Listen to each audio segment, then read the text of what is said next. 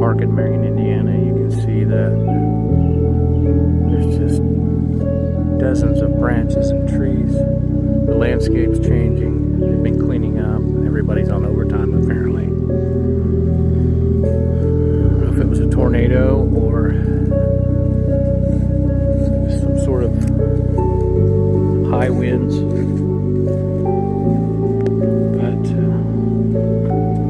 the landscape's going to look different from now on.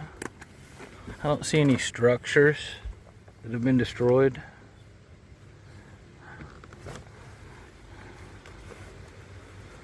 But the trees are, huge trees. Back in the very back,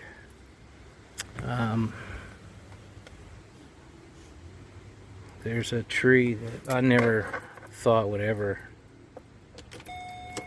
come down. It's so big and tall. And there are oak trees, maple trees,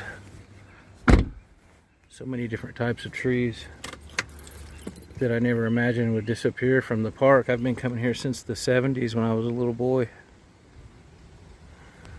And it's the same trees, some of them.